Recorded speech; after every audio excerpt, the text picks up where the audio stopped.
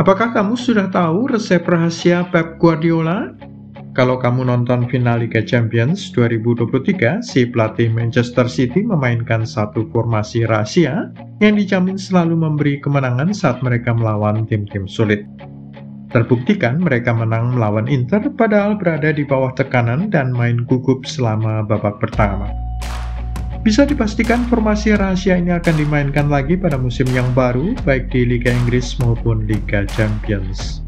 Formasi baru ini dipastikan akan menyebabkan harga para pemain belakang naik pesat, melebihi harga jual para penyerang, dan membuat bek-bek terbaik di Eropa diborong oleh Manchester City. Apa bedanya dengan formasi yang biasa dimainkan? Begini ceritanya. Sebelum final 2023, Guardiola selalu overthinking.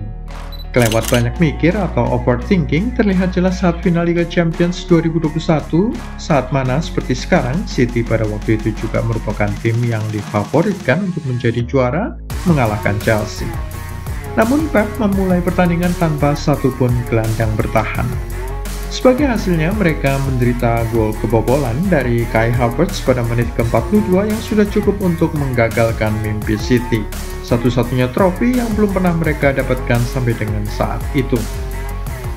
Kebiasaan overthinking Pep ini dimulai sejak era kepelatihannya di Allianz Arena saat mana dia menangani juara Bundesliga Jerman selama 3 tahun. Pep sebenarnya memiliki formasi kesukaan 4-3-3. Yang sudah terbukti ampuh dan memberinya 2 gelar Liga Champions selama waktunya di Barcelona. Di Bayern Munchen, dia mulai bermain-main dengan formasi dan mengubah-ubah taktik beberapa kali.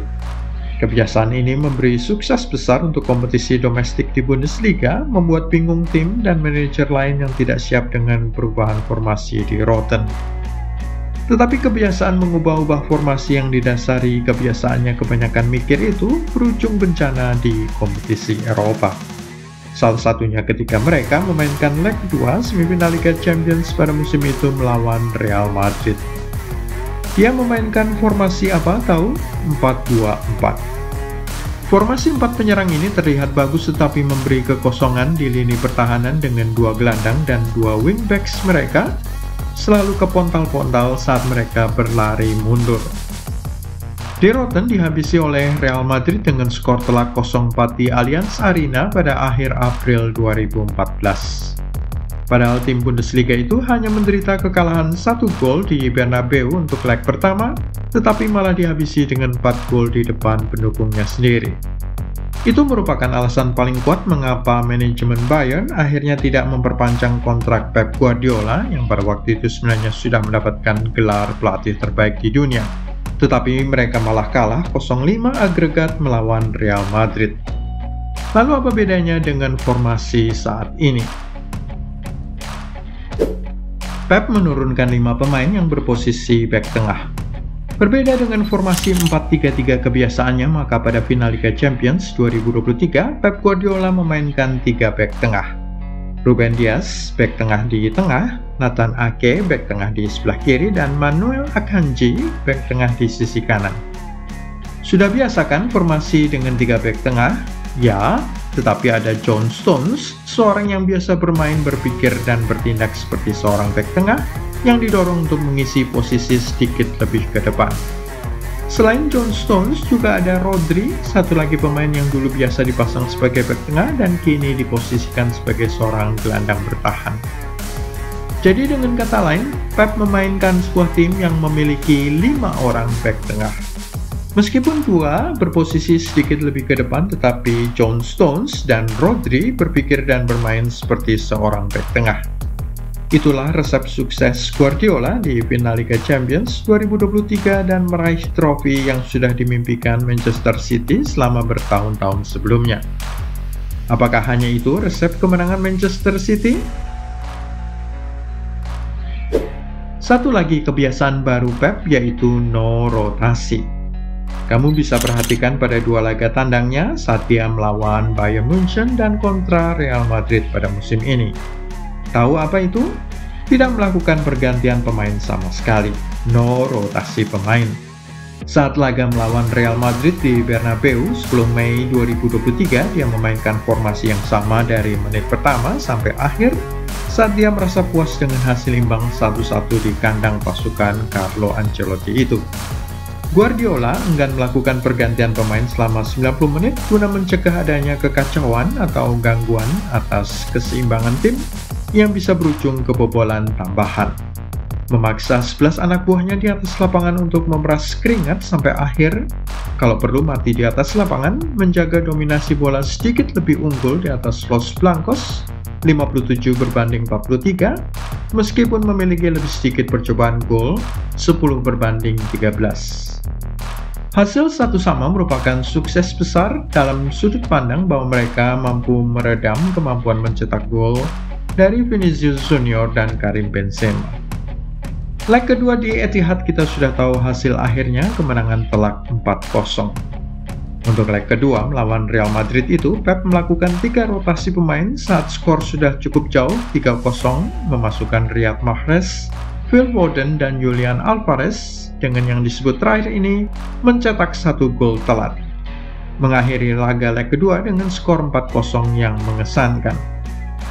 Kecenderungan yang sama dia lakukan pada laga leg kedua perempat final saat mereka tandang di Bayern Munchen pada 20 April 2023. Sama juga, skor 1-1 yang memuaskan bagi Pep Guardiola setelah hasil 3-0 dari leg pertama di Stadion Etihad. Pep baru melakukan pergantian pada menit ke-83 dan 88 untuk Erling Haaland dan Kevin De Bruyne, tetapi itu lebih karena sang pelatih Katalan sudah pusing memikirkan laga semifinal Piala FA yang akan digelar dalam selang 2,5 hari kemudian. Tetapi bagaimana dengan final 2023? Bukankah Pep Guardiola melakukan 2 pergantian pemain? Final Liga Champions 2023 pergantian pemain akibat cedera. Kevin De Bruyne, sang gelandang andalan dan playmaker tim, diganti pada menit ke-35. Itu terpaksa dilakukan pergantian karena cedera hamstring si pemain Belgia kambuh. Dia mengirim sinyal tidak bisa melanjutkan permainan dan digantikan oleh Phil Foden. Pergantian kedua dia lakukan pada menit-menit akhir, sudah menit ke-82. John Stones ditarik keluar, tahu kenapa? Lagi-lagi akibat cedera, dan dia digantikan oleh Kyle Walker yang juga seorang pemain dengan filosofi permainan bertahan. Jadi kita bisa simpulkan bahwa 2 pergantian di final 2023 keduanya terjadi gara-gara cedera. Kalau saja John Stones dan Kevin De Bruyne tidak cedera, maka hampir bisa dipastikan keduanya tidak akan digantikan. 11 starter yang sama dimainkan sejak menit pertama main sampai menit terakhir. Pep Guardiola sekarang seorang yang sangat percaya betul pada keseimbangan tim, kerjasama tim, menjaga betul rasa saling tahu dan saling percaya antara pemain yang bisa saja rusak jika dilakukan rotasi. Ada faktor kesalahan Inzaghi soal Dzeko dan Lukaku. Guardiola mengakui bahwa mereka tidak bermain sebagus biasanya. Babak pertama terutama saat selama 15-20 menit pertama mereka berada di bawah tekanan anak-anak Simone Inzaghi. Tetapi Guardiola akan merasa beruntung sang pelatih Italia salah pilih pemain starter. Romelu Lukaku seharusnya turun sejak menit pertama, bukan Edin Dzeko yang merupakan bekas pemain City. Lukaku memang beberapa kali salah mengarahkan bola dan gagal membuat gol saat masa injury time, tetapi Inter terlihat sama sekali berbeda begitu Lukaku masuk pada menit ke-57. Nama besar sang gelandang Belgia menyebabkan sesama pemain Nerazzurri lebih percaya diri dalam melakukan terobosan, selain membuat The Sky Blues lebih mundur ke belakang daripada biasanya. Jika Lukaku turun sejak menit pertama, hasil akhirnya bisa saja berbeda. Bagaimana pendapat kamu? Tulis di kolom komentar. Jangan lupa juga klik like, subscribe, serta tendang loncengnya.